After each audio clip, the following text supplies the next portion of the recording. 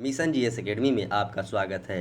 Daily की तरह आज मैं फिर आपके लिए 40 क्वेश्चन का टेस्ट सीरीज लाया हूं, जो कि आपके एग्ज़ाम के दृष्टि से काफ़ी महत्वपूर्ण है।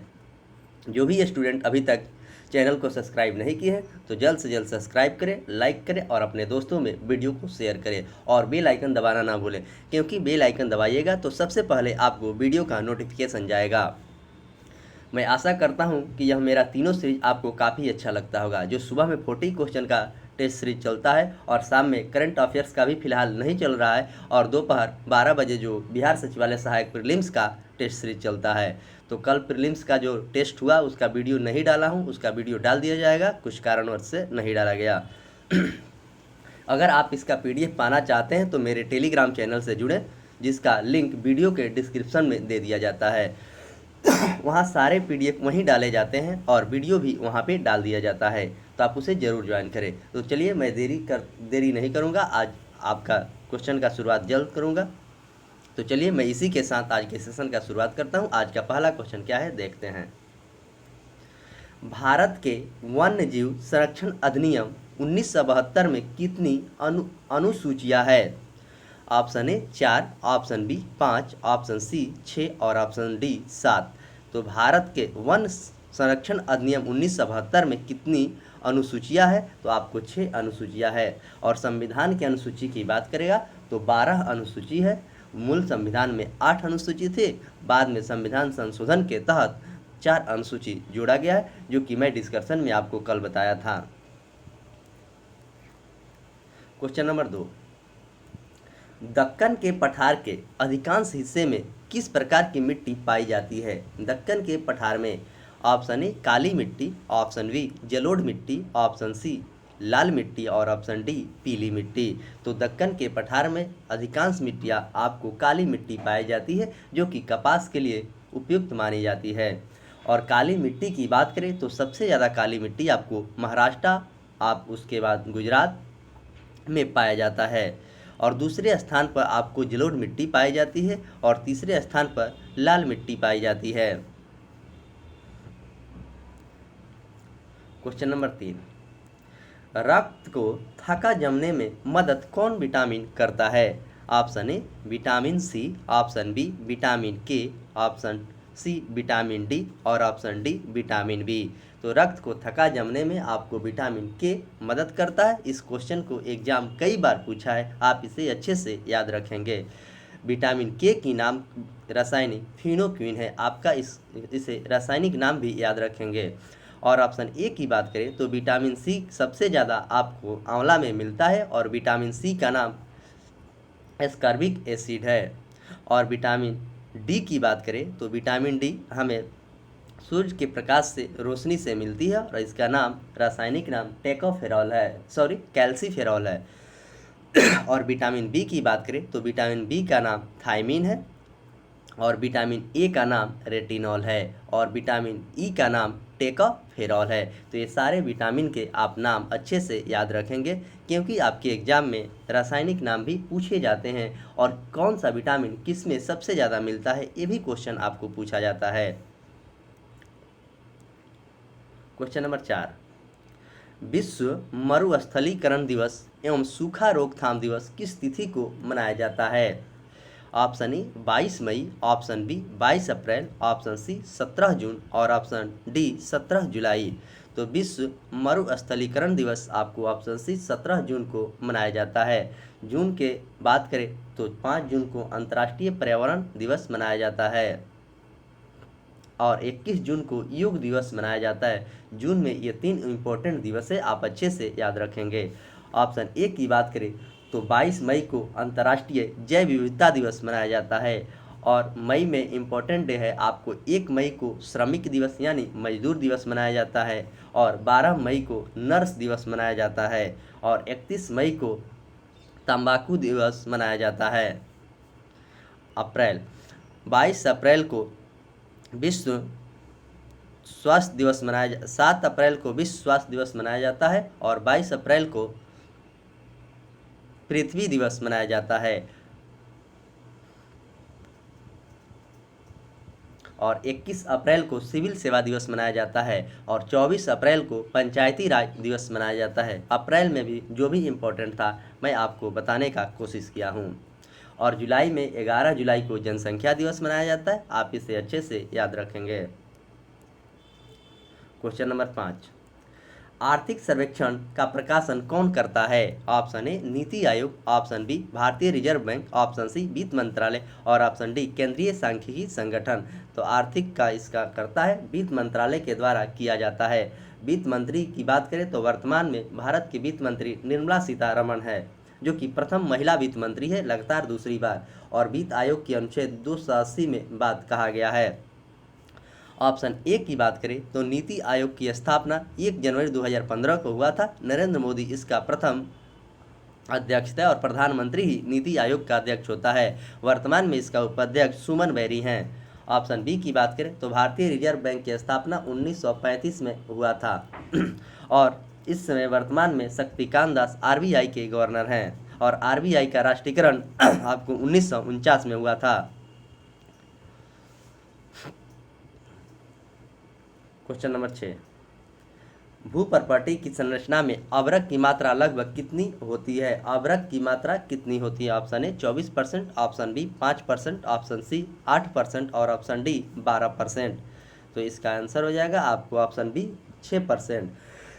विश्व में अवरक सबसे ज़्यादा आपको चाइना में होता है और भारत में पूछेगा तो आंध्र प्रदेश में सबसे ज़्यादा अवरक होता है।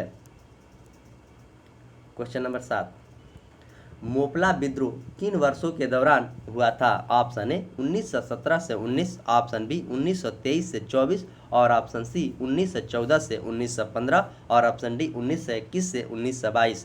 तो मोपला विद्रोह की बात करें तो 1921 में मुसलियार के द्वारा केरल में हुआ था।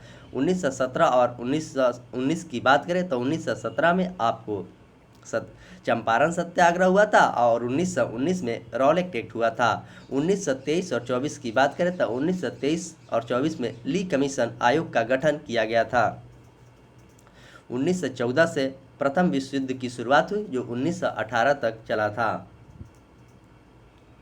क्वेश्चन नंबर 8, मसाई जनजाति कहाँ पाई जाती है? ऑप्शन ए यूरोप में, ऑप्शन बी अंटार्कटिका में, ऑप्शन सी अफ्रीका में और ऑप्शन डी उत्तर अमेरिका में। तो मसाई जनजाति आपको कहाँ पाई जाती है? तो इसका आंसर होगा अफ्रीका में मसाई जनजाति पाई जाती है। क्वेश्चन नंबर 9, किसकी मृत्यु पोलो खेलने के दौरान हो गया था? तो option A Qutubuddin Aibak, option B Firoz Shah Tughlaq, option C Alauddin Khilji और ऑप्शन डी इल्तुतमिश। तो किसकी मृत्यु पोलो खेलते से हुआ था? तो ऑप्शन ए कुतुबुद्दीन ऐबक की मृत्यु पोलो खेलते वक्त हो गया था। और गुलाम वंश की स्थापना की बात करें तो गुलाम वंश की स्थापना कुतुबुद्दीन ऐबक ने 1206 में किया था और 1290 तक गुलाम वंश का शासन चला था। वही ऑप्शन बी की बात करें तो फिरोज शाह तुगलक ने नहरों का सबसे ज़्यादा जाल बिछाया था। फिरोज शाह तुगलक और सबसे पहले नहरों का कार्यक्रम शुरू किया था गयासुद्दीन तुगलक। और ऑप्शन सी की बात करें तो बाजार नियंत्रण प्रणाली की शुरुआत अलाउद्दीन खिलजी के द्वारा किया गया था और सैनिकों का नगद वेतन देने की बात अलाउद्दीन खिलजी के ही द्वारा चालू की गई थी। ऑप्शन डी की बात करें तो इल्तुतमिश ने कुतुब मीनार के निर्माण पूरा करवाया था और इक्ता प्रथा की शुरुआत इल्तुतमिश के द्वारा ही की गई थी। क्वेश्चन नंबर 10, पिंडारी नदी किस स्थान पर अलकनंदा नदी से मिलती है? पिंडारी नदी option A Vishnuprayag, option B Rudraprayag, option C Karnaprayag और ऑप्शन डी देवप्रयाग। तो इसका आंसर हो जाएगा आपको ऑप्शन सी कर्णप्रयाग में पिंडारी नदी और अलकनंदा नदी से मिलती है। देवप्रयाग जो कि इलाहाबाद में होता है। क्वेश्चन नंबर 11, पुलकेशिन द्वितीय किस वंश से संबंधित है? ऑप्शन ए चोल वंश, ऑप्शन बी चालुक्य वंश, ऑप्शन सी पल्लव वंश और ऑप्शन डी कुषाण वंश। तब पुलकेशिन द्वितीय आपको चालुक्य वंश से संबंधित है।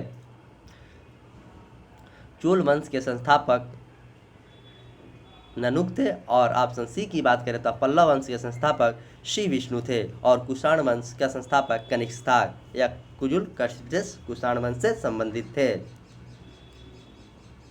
क्वेश्चन नंबर 12, दक्षिण भारत के नीलगिरी पर्वत की सबसे ऊंची चोटी कौन है? दक्षिण भारत की। Option A Dhupgarh, option B Doddabetta, option C Mahendragiri और ऑप्शन डी गुरु शिखर।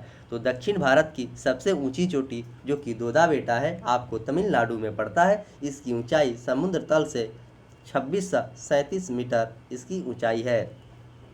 वही ऑप्शन ए की बात करें तो धूपगढ़ जो कि मध्य प्रदेश में पड़ता है, इसकी ऊंचाई आपको 1350 मीटर है। और ऑप्शन सी की बात करें तो महेंद्रगिरी का ऊंचाई 1501 मीटर है और यह उड़ीसा में पड़ता है। और गुरु शिखर की बात करें जो कि राजस्थान में, गुरु शिखर की ऊंचाई 1722 मीटर है। इस तरह आप सारे पर्वत की ऊंचाई भी याद रखेंगे क्योंकि आपके एग्जाम में ये सब क्वेश्चन पूछे जाते हैं। क्वेश्चन नंबर 13, लोटकक झील किस राज्य में स्थित है? Option A Sikkim, option B Mizoram और ऑप्शन सी मणिपुर और ऑप्शन डी उड़ीसा। तो लोटकक झील की बात करें तो इसका आंसर हो जाएगा आपको मणिपुर में लोटकक झील है। ऑप्शन ए की बात करें तो जेलप्ला दर्रा आपको सिक्किम में है। ऑप्शन बी की बात करें तो मिजो की पहाड़ियाँ मिजोरम में है। और ऑप्शन डी की बात करें तो तलचर उड़ीसा में पड़ता है।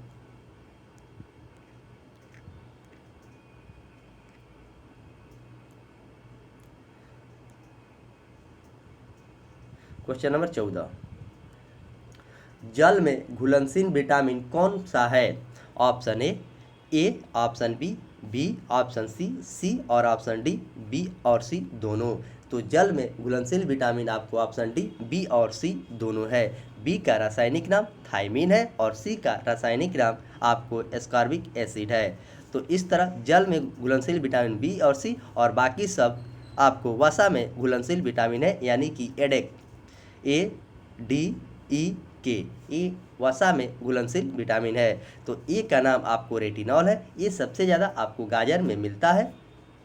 और बी की बात करें तो अभी बी का नाम बताया हूँ और सी का भी नाम बताया हूँ। विटामिन का खोज फंक ने किया था।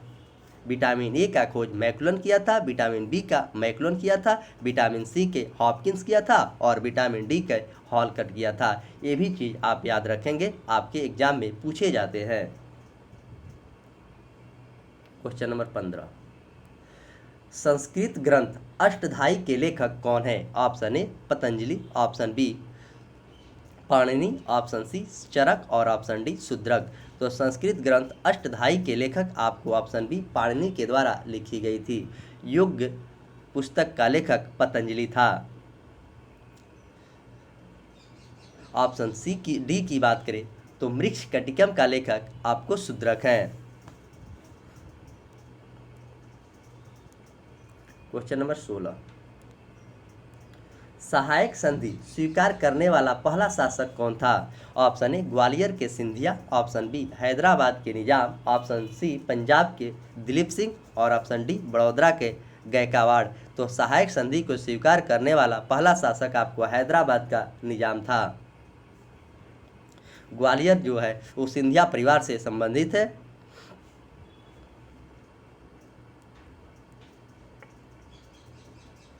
क्वेश्चन नंबर 17, गतिमान एक्सप्रेस और झांसी को किस से जोड़ती है? Option A Agra cantt, option B Anand Vihar, option C नई दिल्ली और ऑप्शन डी हजरत निजामुद्दीन। तो गतिमान एक्सप्रेस आपको ऑप्शन डी हजरत निजामुद्दीन से जोड़ती है झांसी को। झांसी आपको मध्य प्रदेश में झांसी आपको उत्तर प्रदेश और मध्य प्रदेश के बॉर्डर पे है। तो झांसी आपको उत्तर प्रदेश में ही पड़ता है। आगरा आपको उत्तर प्रदेश में है। आनंद विहार दिल्ली का स्टेशन है और नई दिल्ली भारत की राजधानी है। क्वेश्चन नंबर 18, उस द्वीप का नाम क्या है जहां नेल्सन मंडेला को उनके 27 वर्षों की कारावास अवधि में 18 वर्ष के लिए कैद किया गया था? उस द्वीप का नाम बताएं।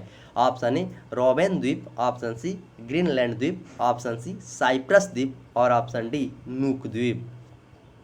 तो इसका आंसर हो जाएगा आपको ऑप्शन ए रॉबेन्स द्वीप। नेल्सन मंडेला दिवस 18 जून को मनाया जाता है। ये भी चीज़ आप अच्छे से याद रखेंगे। दक्षिण अफ्रीका के गांधी नेल्सन मंडेला को कहा जाता है।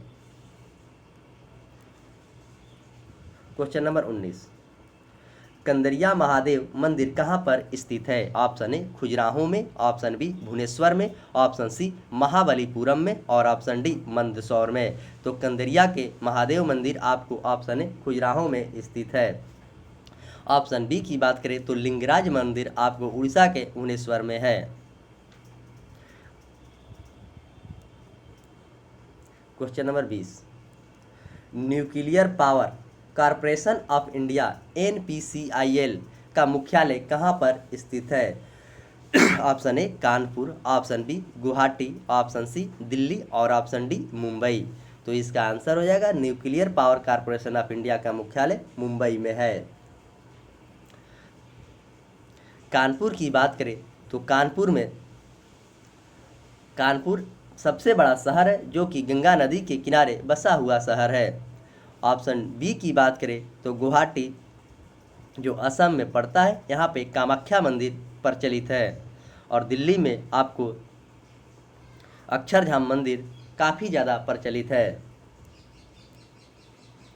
क्वेश्चन नंबर 21, महात्मा गांधी ने रॉलेट एक्ट के विरोध में सत्याग्रह किस वर्ष किया था? रॉलेट एक्ट के विरोध में ऑप्शन ए 1922 में, ऑप्शन बी 1920 में और ऑप्शन सी 1921 में और ऑप्शन डी 1921 में। तो रॉलेट एक्ट के विरोध में सत्याग्रह किस वर्ष किया गया था? तो इसका आंसर हो जाएगा आपको ऑप्शन सी 1919 में। उस समय भारत की वायसराय की बात करें तो लॉर्ड चैम्सफोर्ड भारत की वायसराय थे।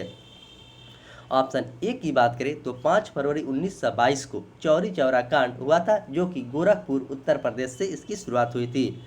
ऑप्शन बी की बात करें तो असहयोग आंदोलन की शुरुआत 1920 में हुआ था। और ऑप्शन डी की बात करें तो 1921 में मोपला विद्रोह हुआ था, जो कि केरल में अली मुस्लियार के द्वारा। क्वेश्चन नंबर 22, अष्टक नियम को किसने प्रतिपादित किया था? Option A John Dobereiner, option B Alexander Newlands, option C Lothar Meyer और ऑप्शन डी दिमित्री मेंडलेव। तो अष्टक का नियम किसने दिया था? तो इसका आंसर हो जाएगा आपको ऑप्शन बी अलेक्जेंडर न्यूलैंड्स के द्वारा दिया गया था। क्वेश्चन नंबर 23, भारतीय संविधान में शिक्षा को किस सूची में शामिल किया गया है? भारतीय संविधान में शिक्षा को किस सूची में शामिल किया गया है? तो ऑप्शन ए सरकारी सूची, ऑप्शन बी समवर्ती सूची, ऑप्शन सी राज्य सूची और ऑप्शन डी संघ सूची। तो सरकारी कोई सूची नहीं होता है, समवर्ती सूची, राज्य सूची और संघ सूची 3 सूचियाँ होती है। तो इसका आंसर होगा शिक्षा को समवर्ती सूची में रखा गया है। राज्य चुनाव आयोग को राज्य सूची में रखा गया है।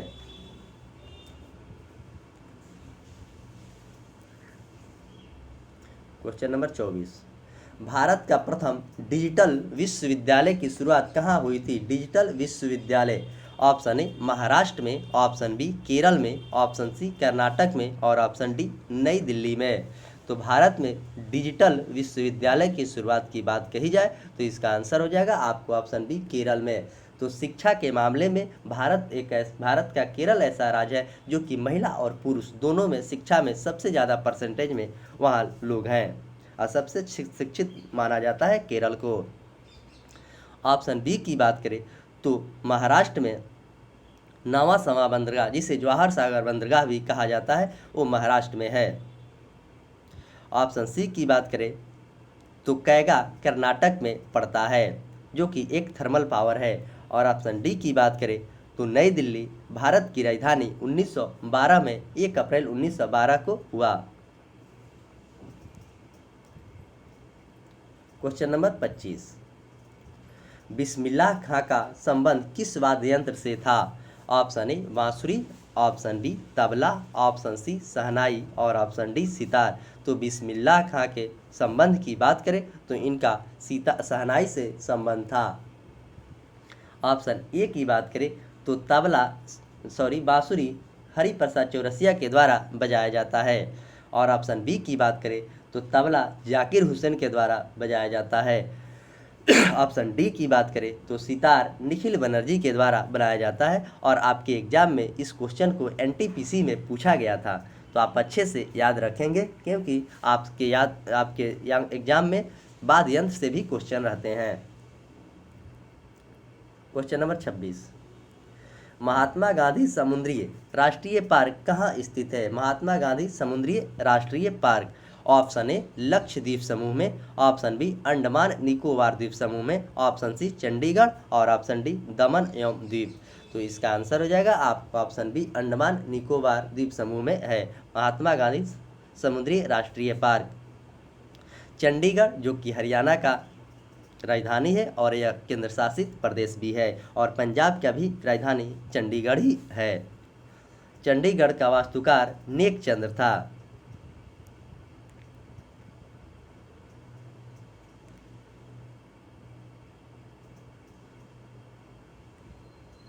क्वेश्चन नंबर 27, मरूनी नृत्य किस राज्य से संबंधित है? मरूनी, option A Sikkim, option B Uttarakhand, option C Tripura और ऑप्शन डी अरुणाचल प्रदेश। तो इसका आंसर हो जाएगा आपको ऑप्शन ए सिक्किम से मरूनी नृत्य की संबंधित है। जिम कॉर्बेट नेशनल पार्क आपको उत्तराखंड में, त्रिपुरा बांग्लादेश से 3 तरफ से घिरा हुआ है। सबसे पहले सूर्योदय आपको अरुणाचल प्रदेश में होता है।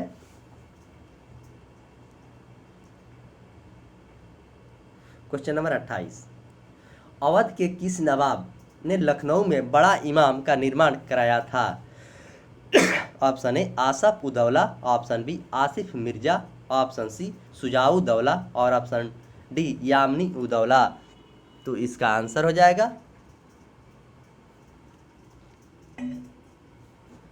आपको ऑप्शन है आसफ उदौला।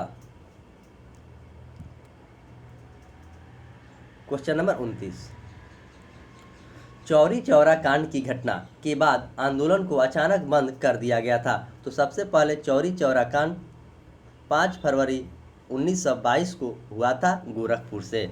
तो ऑप्शन ए दांडी सत्याग्रह का, ऑप्शन बी भारत छोड़ो आंदोलन, ऑप्शन सी सविनय अवज्ञा आंदोलन, ऑप्शन डी असहयोग आंदोलन। तो चौरी चौरा के तुरंत बाद आपको असहयोग आंदोलन को बंद कर दिया गया था, जो कि 1920 में इसकी शुरुआत हुआ था असहयोग आंदोलन। सविनय अवज्ञा आंदोलन की बात करें तो 1930 से लेकर 1934 तक सविनय अवज्ञा आंदोलन चला था, और भारत छोड़ो आंदोलन 1942 में हुआ था 9 अगस्त 1942 को। भारत छोड़ो आंदोलन में ही गांधी जी ने आपको करो या मरो का नारा दिए थे, और दांडी सत्याग्रह 1930 में ही हुआ था। तो ये सारे चीज़ आप याद रखेंगे जो कि गांधी जी से संबंधित है और एग्जाम में ये चीज़ पूछे जाते हैं। क्वेश्चन नंबर 30, उत्तरी अटलांटिक संधि संगठन नाटो का मुख्यालय कहाँ है? अभी नाटो काफ़ी ज़्यादा चर्चित था। North Atlantic, option A Lisbon में, ऑप्शन बी मैड्रिड में, ऑप्शन सी ब्रुसेल्स में, ऑप्शन डी ओटावा में। तो नाटो का मुख्यालय आपको ब्रुसेल्स में है, और नाटो की स्थापना 1949 में हुआ था, 26 अप्रैल 1949 को। इसमें 30 सदस्य देश है। Question number 31, Tuticorin thermal power station कहाँ पर स्थित है? Tuticorin thermal power station, option A Tamil Nadu, option B Karnataka, option C Maharashtra और ऑप्शन डी तेलंगाना। तो तूतीकोरिन थर्मल पावर स्टेशन आपको कहाँ पर है? तो इसका आंसर हो जाएगा आपको ऑप्शन ए तमिलनाडु में तूतीकोरिन थर्मल पावर स्टेशन है, और कैगा में बताया हूँ कि कर्नाटक में है। महाराष्ट्र की बात करें तो महाराष्ट्र में सेबी का मुख्यालय है, और सेबी की स्थापना 1988 में हुआ था, और सेबी को संवैधानिक दर्जा आपको 1992 में हुआ था, और अभी वर्तमान में सेबी के अध्यक्ष हैं मधुन बुरी। और ऑप्शन डी की बात करें तो तेलंगाना के मुख्यमंत्री की बात करें तो आज मैंने मुख्यमंत्री का चर्चा नहीं किया है, अगले वीडियो में मैं मुख्यमंत्री की चर्चा करूंगा। तो तेलंगाना के मुख्यमंत्री के चंद्रशेखर राव हैं, और वहां के राज्यपाल तमिलिसाई सौंदरराजन हैं। क्वेश्चन नंबर 32, किस स्वतंत्रता सेनानी ने मुंडक उपनिषद से सत्यमेव लोकप्रिय बनाया था?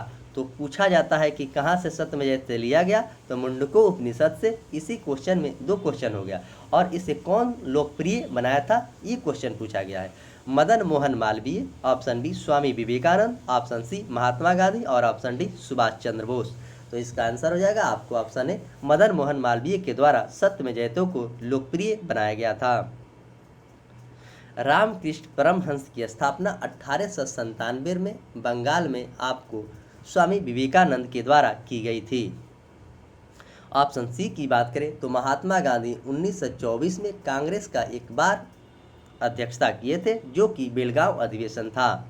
और सुभाष चंद्र बोस की बात करें तो 1938 और 1939 दोनों में इन्होंने कांग्रेस की अध्यक्षता किया है। एक बार हरिपुरी से किया है और एक बार त्रिपुरी से किया है।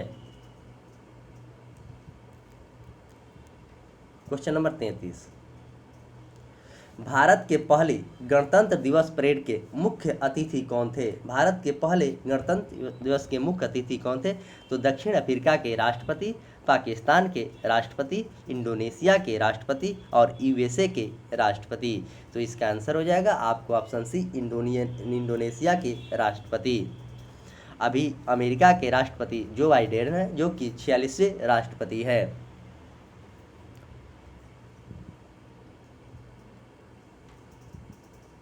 क्वेश्चन नंबर 34, भारतीय प्रभुति एवं विनिमय बोर्ड यानी सेबी की स्थापना कब हुई थी? देखिए थोड़ा सा क्वेश्चन में यहाँ मिसप्रिंट है, सेबी की स्थापना या नहीं पूछनी चाहिए। सेबी को संवैधानिक दर्जा कब मिला था, तब इसका आंसर आपको 1992 होता और स्थापना केवल रहता तो इसका आंसर 1988 होता। और सेबी का मुख्यालय की बात करें तो सेबी का मुख्यालय आपको मुंबई में है और इसका वर्तमान में अध्यक्ष मधु बेरी है। ऑप्शन ए की बात करें तो 1966 में ताशकंद में लाल बहादुर शास्त्री की मृत्यु हुई थी। और ऑप्शन सी की बात करें तो 1999 में कारगिल विजय युद्ध हुआ था। और ऑप्शन डी की बात करें तो 1940 में अगस्त प्रस्ताव हुआ था और 1940 में ही पहली बार पाकिस्तान का मांग मोहम्मद अली जिन्ना के द्वारा किया गया था। क्वेश्चन नंबर 35, किला मुबारक कहाँ स्थित है? किला मुबारक कहाँ स्थित है? Option A Haryana, option B Rajasthan, option C Uttar Pradesh और ऑप्शन डी पंजाब। तो किला मुबारक आपको कहाँ है? तो इसका आंसर हो जाएगा आपको ऑप्शन डी पंजाब में है। हरियाणा के मुख्यमंत्री मनोहर लाल खट्टर है और राजस्थान के मुख्यमंत्री अशोक गहलोत है और उत्तर प्रदेश के मुख्यमंत्री आदित्यनाथ योगी है। क्वेश्चन नंबर 36, स्वतंत्र भारत के प्रथम विदेश मंत्री कौन थे? Option A Baldev Singh, option B B B Giri, option C Jawaharlal Nehru और option D doctor Sarvepalli Radhakrishnan. स्वतंत्र भारत के प्रथम विदेश मंत्री आपको ऑप्शन सी जवाहरलाल नेहरू थे और इन्होंने भारत के प्रधानमंत्री भी थे। इनके पास 2-3 मंत्रालय थी, एक विदेश मंत्रालय इन्हीं के पास था और प्रधानमंत्री भी यही थे। और ऑप्शन डी की बात करें तो सर्वपल्ली राधाकृष्णन भारत के प्रथम उपराष्ट्रपति थे और इन्होंने राष्ट्रपति भी रहा है। इन्हें 1954 में भारत रत्न सबसे पहले इन्हीं को दिया गया था। इन्हें दार्शनिक राष्ट्रपति भी कहा जाता है। और ऑप्शन बी की बात करें तो बीबी गिरी चौथे राष्ट्रपति थे, जो कि कार्यवाहक राष्ट्रपति थे।